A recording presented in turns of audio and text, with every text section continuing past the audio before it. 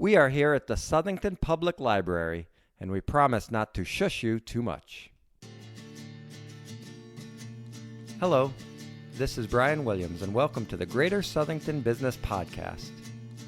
Throughout my career as an investment advisor and working alongside entrepreneurs, nonprofit directors, and business leaders, I've heard some amazing stories. This podcast was created to tell the stories behind the local products and services you use every day. This podcast is designed to inform and inspire. I'm here with Kristi Sadowski, who is the Executive Director of the Southington Library, and we're going to discuss some things. How are you, Kristi? I'm good, thanks, Brian. How are you? Doing just fine. So we're here on a rainy afternoon, but that's fine because we're sitting inside. So you started here last July, correct? Yes. Okay. And how is your first year going so far? I think it's going very well. It's Okay. been a great community, a wonderful staff here. Everyone's been extremely welcoming. So That's good. And so where were you before this and what brought you to Southington? So I had spent the 8 years previous at the Booth and Dimick Memorial Library in Coventry. Okay. I started there as a teen service librarian and was promoted to co-director and then director. Okay. I had heard great things about the Southington Library, some of the staff. You didn't expect, or everything going according to plans? Mostly everything's going according to Okay. plan. That's good. Yeah. That's good. And what would you say was maybe your biggest accomplishment, thing you're most proud of? Oh, well, we've been doing a lot of little things right now, Okay. sort of trying to work up towards some bigger changes Okay. here. All right. With focuses on trying to make the library a little bit more accessible, declutter it a bit, and try to make more room for the growing collections and bring in some others. So Okay. everything that I've done has really been with the support of everyone here. Right. Yeah. And their hard work. Yeah, there's a lot of great workers here, and they all seem to know exactly what they're doing in their little world, and that's great to kind of have specialists. And it feels like a lot of them have been here for a long time. Oh, yeah. Yeah. Several, for a very long time. So. Okay.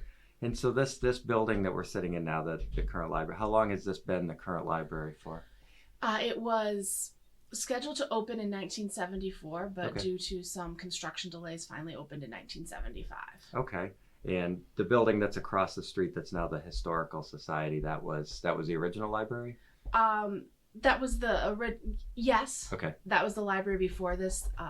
Prior to that, there were several small libraries. Okay. Plantsville had its own. Okay. So that was the first time it was really grouped together. I see. Okay.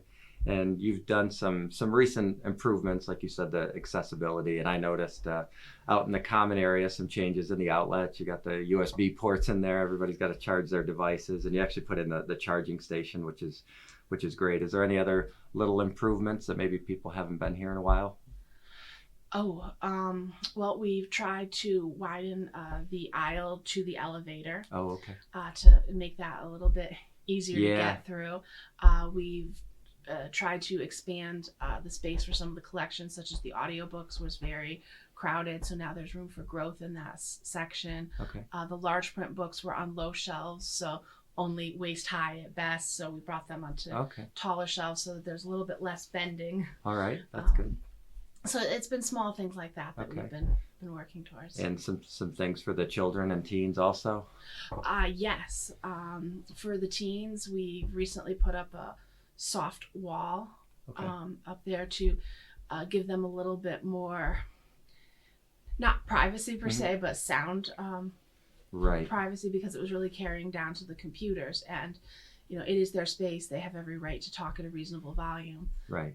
So we just wanted to make sure, and the people who are working at the computers have every right to expect an environment where they can work. So trying to make it a little bit better for everybody that way. All right. Because I think back to when I was a kid and we were just constantly shushed in the library. So that doesn't happen anymore, right? No shushers. Not unless things get really loud. We're not a quiet library, but yeah. We're still a public building. Right. Yeah. And with all the programs you have and the computer stuff and everything that's going on upstairs. But you do have certain quiet areas where people can go and close the door and wall themselves off a little bit. Sort of. But that quiet study room only has 3 walls. Ah, I see. Right. So it's still open to below. Okay. And what sort of, I know we're going to talk a little bit later about getting a new building, but what kind of in the immediate future do you see changes here physically? Anything maybe people wouldn't notice or would notice? not planning any major physical changes other than just, and I think we're at the end of moving things around for right now as well. There's only so much space that we can use. So physical things you won't see too much more of. We're just trying to maintain the building as best we can, make it a little bit brighter. The biggest thing that people will notice is we're going to finally get some light bulbs changed. Oh, okay. There you go. That'll help. Do you find certain sections get smaller over time and you've had to expand other sections? Is that something libraries have to deal with? Oh, yes, definitely. Yeah. Okay. What are some of the shrinking and growing categories for you? Well, adult nonfiction, I think, it's not a little bit less than it used to be. Mostly because we don't need all of the reference materials because we have some databases. Right. As I said, audiobooks is still growing. DVDs are still growing, which is a bit of a surprise with all the streaming services, but they're extremely popular. Okay. We just started an adult graphic novel collection, which is not teen or children. Right. Yeah. And I imagine some of that depends on the type of donations you get. You're probably getting a lot of donations on the DVD side as people kind of declutter themselves and go online. Some, yes, but the Friends of the Library do take most of those. So we take what we can, but we also. Okay. All right. That's good. And so you're part of a library system where you can share and pull from some other libraries, right? So what is that group that you're part of? Library Connection, or LCI. Okay. And how many libraries are part of that group? It's something like 35 or 37. It's one of the bigger ones. Yeah, so that's a good part of the state. Okay. Yes. And how long does it normally take if somebody wants to request something from another library? It depends on how new the item is. It's a little harder to get the newest ones. Okay. Us included, we want to save the things that are brand new and very popular for our patrons in our community. But we get deliveries from the consortia twice a week, and we get deliveries from the state every day, Monday through Friday. So usually you're waiting under a week. Sometimes it's longer than that. Okay. And most things are available through that system. It's books and DVDs, audiobooks too. Yes. Okay. Yes. All right. And they can request that at home online. They don't have to come into the library for that, right? No, they can do that from home, but if they want help with it, they're welcome to call our reference desk, and we're happy to assist. Okay, that's good. And board games, that's fairly new, right, for you guys? That's fairly new? We had a small offering of them up in our teen area, and what we were finding was people were playing them up there, which was awesome, but they were leaving the pieces everywhere. Okay. And not a lot of people knew we had them, so we brought them downstairs. So you have to check it out to play it, which means the pieces stay together. And a lot more people have known about it. So as that interest in that has grown, we've increased. Okay. And we actually have a few puzzles in there as well now. Oh, right. And there's normally a puzzle that's opened up on one of the tables in the common area there. So yes, that's good to see that. What are some of your longer standing programs that have been very popular that are just kind of consistent? Ones you've had since maybe even before you got here that are popular? Oh, most of them have been going on since before I got here. We actually have a coloring group and a knitting group that meet by themselves twice a week upstairs. So those have been going on for a while. The children's department has done all sorts of different ongoing story times and different ones like that too. So they have the ones on Monday mornings and Tuesday mornings, but then they also have one called Our Town, where where they bring in someone from the community who gets to talk about their profession and what they do, and then they have like a little play area that's sort of supposed to emulate a little town, so they can pretend with the different occupations. And that occupation program is what ages is that for? Preschool. Okay. All right. So getting them on a career path early, they can start their internships then, right? Yes. And you've got some other new programs. Is there anything that you've started in the last year that's starting to pick up steam? Well, one thing that we've been very excited about, and it's really just gotten going this month. I've had very little to do with it, but our adult program coordinator, Elizabeth Schubert, has been working very hard on the 3rd in Connecticut Open to the Public Memory Cafe for those experiencing cognitive problems or dementia and their families. So we had the first one earlier this week, and it's going to be a monthly program where people get together, and it's about friendship and fun and just camaraderie. Okay. So All right. That's good. It's something very exciting. Yeah. Yeah. So it's not necessarily a big informational or health session. It's just kind of a get together for, caregivers and their families and people going through that. That's great. Right. And that's one of the earlier programs in the state. So you said there's three so far? Three that are public. There's, Okay. inpatient or care centers that Okay. have them, but they're for their clients. So Okay. This is one of the All right. more public ones. Okay. And how about the teen and tween section there? You kind of think of that as almost a lost area for some of the libraries. They have a lot of these youth programs and then some senior stuff. So how do you cater to that and keep them involved? Well, Nicole Kent, when I started here, was part-time, and she has since been promoted to a full-time reference and teen librarian. Okay. So she has more hours now with which to offer programs to the teen and tweens. She has a full calendar planned for the summer of all kinds of science and crafts.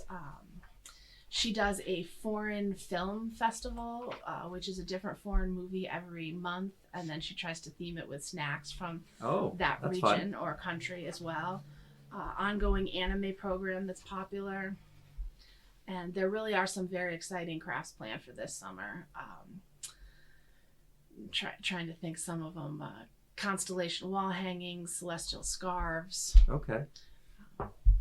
Yeah, so there's a lot to keep it fresh, to keep them coming in here. It's not just books, it's not just the. Oh, definitely not. Yeah. Definitely not. Yeah, it's really more of a central area for them to. I notice Comic-Con you have coming up pretty soon, so that sounds like a pretty big deal. Yes, so that's going to be our summer reading kickoff this year. It's actually a program that the children's department has done for, I think, this is maybe the fourth year. Okay. And it's actually been very well received, very heavily attended. One of our librarians, Molly Varello, has actually been invited to speak about it at different library conventions. She brings in a lot of friends of hers who dress up in very realistic superhero costumes. Yeah. And then this year it's going to be all ages, and there's a lot of activities. All right. Yeah, I know the costumes are a big deal in that Comic-Con world, so that should be fun. Yeah. That should be interesting. And the summer reading program that isn't just for kids, so you have some adults that are involved in that as well. Yes, it's a great opportunity for everyone to share together in the joy of reading. It's especially important for children and teens so that they don't experience summer slide and lose any of the literacy skills they built over the year.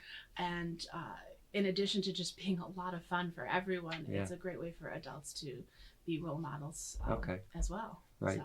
And there's some lists for each age group, or some recommended things out there, or they just kind of read what they'd like. So the governor's summer reading program, which I think the schools participate in, does put out lists every year. They're not required. They're just some suggested titles.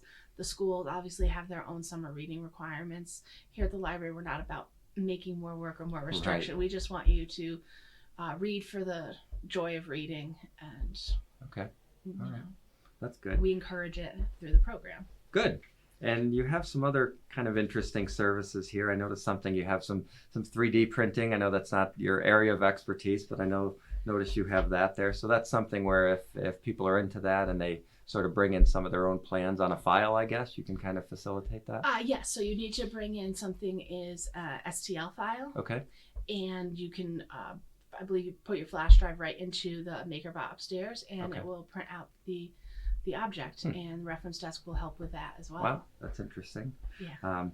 And of course you have all the services that you'd come to expect from a library. You still get all the local newspapers, and you get a wide selection of magazines, and you have a lot of local historical documents as well. Yes, we have a local history room that you, again, ask at reference to be let into. It has decades and decades of old yearbooks. It has maps. It has some other newspaper articles and magazines that date back quite a while. And in fact, a lot of the local newspaper articles can also be found on our website. Oh, okay, good. And we talked about the board games, and even you have a couple notaries here too? Yes, we do. Okay. Yeah, so that's helpful for business people or people who just need something notarized. So that's all available here. So I know we'll talk a little bit about your plans for maybe a new library, but is there anything that's programs that you're working on that you think will be coming, or anything that's within, maybe not immediate this summer, but out a couple years? Oh, for programs? Yeah, programs. Thinking out a couple of years. We do plan ahead, usually a few months, but not a few years. One thing that we are interested in doing is offering more makerspace type programs. Okay. The children's room has offered many of them over the years, but they're specific, either series or one-off programs just because of space limitations. Okay. But the reference department is trying to find a way to put out a few more things that can be done within the library and provide a few more resources that they can use for programming. So they're looking into, I think they have recently purchased a Cricut, which is one of those machines that will cut out patterns for you after you out of paper. I think they've talked about doing soap making programs. Okay. All right. And you take donations, so you'll take books and DVDs. Is there anything else what are the criteria for that? I know they've obviously got to be clean and all that kind of stuff, but you must get some oddball stuff that gets donated. Oh yes, definitely. Yeah. Definitely. And does that go right into circulation here, or does some of it go to, I know you sell some books here also? Right, so we look through it, and if there's something that we can use, we do try to add it to the collection, but the vast majority goes down to our Friends of the Library group. Okay. And they have their store downstairs that's open every day that we're open, limited hours, but every day. And the profits from that are put back into the library. So the Friends have funded, in part, our Hoopla database, which is ebook, audio, movies, graphic novels. They funded Universal Class for continuing education. They give money to both the kids and teen summer reading programs. Okay. All right, so they do a lot. They are fantastic. How else can people contribute to the library? Do you have some people that do some volunteer work, or if they want to make a dollar contribution, can they do that also? Yes, we actually have a couple of funds with the Greater New Britain Community Foundation for Greater New Britain. You have to work through the acronyms. Community Foundation for Greater New Britain, and there are links to that on our website as well. Okay. And we greatly appreciate any donations. Okay. And as far as volunteering time, do you have some parents that help out with programs, or do you do much with that at all? Not a lot. Occasionally we'll have someone from the community, an organization will donate a program, something that they do from their store or business. And we do have a couple people who will come in, but most of our volunteers work with the Friends of the Library. All right. And you've had some local authors come in. You've had some talks around that. Yes. Again, Liz Schubert plans several of those, but our biggest author event of the year would be Southington Reads, which happens in March usually. This past year was Julia Glass, and it is held at the AquaTurf. Thanks to the Calvinese Foundation and the Friends of the Library. Okay. So all right. That's a great event. We think we get close to 500 people who come in for it. Okay. Wow, that is a good turnout. Yes. And so you're also working on the longest term project, I guess, is your work with a new building. So why don't we talk a little bit about, I know you're very early, or even pre-architectural designs. So where are we in that process, and what else needs to happen? So the town council recently approved money to hire an architect after July 1, so that we can look at some plans for a future building. Okay. This is something that's been in the talks for close to a decade, and at different times there's been different plans, but so far the right one for the community hasn't come forward. Right. Okay. So our biggest concerns is, despite what we talked about earlier with accessibility, we're not accessible. Even we widened the aisle to the elevator, but the elevator still doesn't meet code. I see.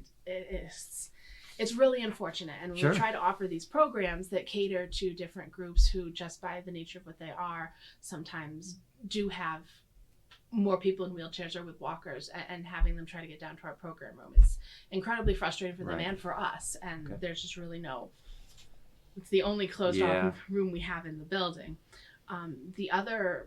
So the library must be brought up to ADA code, and it must be brought up to fire code, which we're also not there. Nor do we meet the state library recommended standards for space. Okay. So Is that space requirement based on the size of the town or just a space in general? Do you know how they put that together? There's actually a multi-page worksheet that looks at the size of our collection. Okay. And the circulation of it. So we look at whether or not it's a growing or a shrinking collection, and estimate that versus, then look at the different spaces we need. So for instance, after school, we have a lot of students who are tutored here, and even in the summer, it's amazing. So we need all the tables with the private spaces. If we wanted to have a story time room so that we could offer story times in addition to morning programs for adults, which we can't currently do. Okay. It looks at different space like that, and then it does look at the population to try to figure it out. Okay. So we are one of the smallest libraries per capita. Okay. But in terms of comparables that maybe are a little bit better to understand, so the town of Wallingford has a population 1,000 larger than us. Okay. Our library, our current facility, could fit in their library 3 times. Oh my goodness! Yeah, that is a gorgeous library. Yeah. It is, and we don't need a palace, but we do need something that people can safely move through the aisles, where the bathrooms are actually accessible, where we can hold programs that meet the demand for our registration list. We have to register for all our programs, not because we really care, but because we want to make sure that the people who plan to come get seats. Right. Okay. So there's additional programs and things that are on your agenda that you just don't have the space to have them all at once. So an interesting example of that was a couple of months ago. We had a recycling program here put on by a local organization. Okay. Forgive me, the acronym is slipping my name. And it was written up in the paper ahead of time. It had great publicity, and we had such a demand for it that it actually filled over a week before the program. Wow. They were bringing in a speaker, so it was harder. We couldn't exactly just make a second one that quickly. And our program room downstairs, due to fire code, you can only have so many people in it. We can't bring them upstairs because then there's no AV capabilities. Okay. All right. Not to mention, whenever we do put a program upstairs, we completely disrupt services to the entire library. Right. Which the benefits are wonderful, so we do it quite often. Yeah. But okay. Do you have a location in mind for the new library? Have they set out a plot of land? Or? Well, we're not 100% positive that we won't just expand off of this building. Okay. That's something for someone with a different educational background than me to determine. Yeah. Okay. But besides that, we also have the parking lot the larger parking lot over to the side. Right. So I believe the plan B, if we can't build off of this one, is to look over there and then turn this area into the parking. Okay. And I think you said July 1st you can start accepting architectural plans. Is that the timeline? And then from there, what would be the next steps?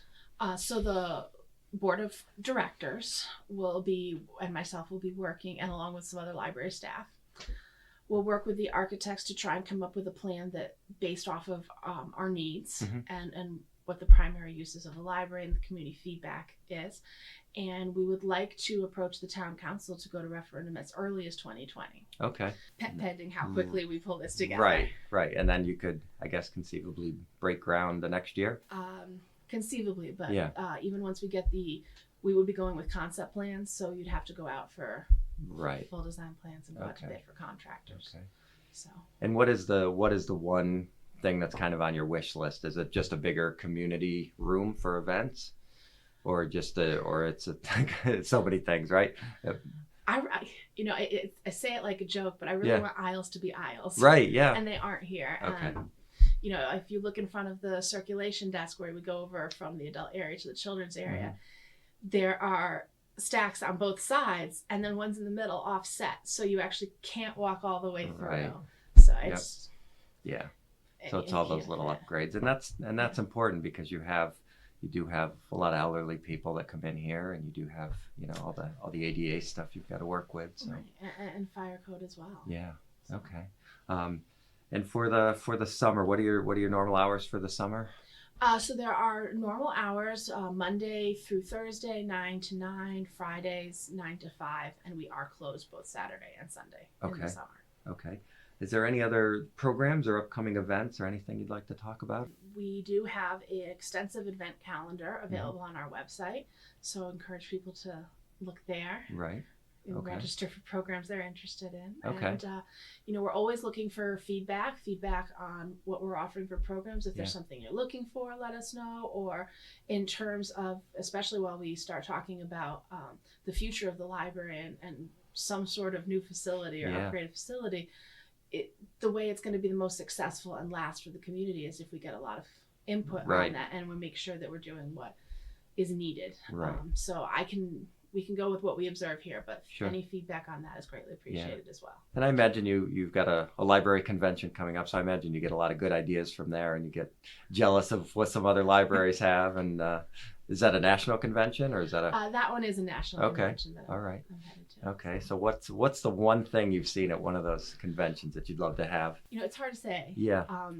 I saw one thing this morning as I was, previewing some of the places that I wanted to make sure to see, and we were joking about it. You may be familiar with the cube that we have for DVD storage and a little bit of security. You get the case off the shelf, and then the DVD comes out one of the slots. Well, there's basically something like that for your entire book collection. Oh my goodness. And it goes floor to ceiling, and it has trays of books that come out. So you say which book you're looking for. It knows which tray it's on. It opens up that tray, and you pull the book out. Wow. I'm apprehensive because, as you know from here, the cube is not always working. Right. But it also is great because what they boast is that you free up 95% of your stack space for a community. Mm. So I don't know what the cost would be on that. Yeah. I imagine it's actually comparable to a new building. Right. But Yeah. it is an interesting concept, especially when right here what we're looking for is room for people and room for safety. All right. And I did think of one other thing is the museum passes, which is great. That's something else you should touch on, especially with summer coming up. Yeah, no, that's a fantastic thing. So there's, many museums and different centers around the state that you can get discounted or free passes to. Several of them are what we call print and go, which means you can actually reserve them from home, print them from your home computer, or show them. I'm not sure if you can show them on your screen if you check in or not. Probably depends on the museum. And get that discount. So it's a wonderful way to see the different educational, cultural, and offerings around the state. Okay. And there are a few that are available only here that you do have to come in to pick up. You do keep track of your traffic and how much people have come in here, and that's actually increased over time, right? Yes. The trend for people coming to the library is increasing. Yeah. Mostly what we're seeing though is the collection size increasing. Items borrowed has increased by 168% since this building was since 1975. And program attendance has actually increased 479%. Wow. Okay. So So people out there who are in the community who think libraries are done and everything's done online, that's a total misconception, right? No, the library of today is very different than the library of 30 years ago or even 20 years ago. Right. We're very much more community focused, education focused, collaborative learning. Yeah. It's really, we said before, people aren't walking around shushing anyone because we do want people to be able to learn and experience things from each other. So. Okay. All right, great. Well, thank you for your time. I appreciate that. Thank you.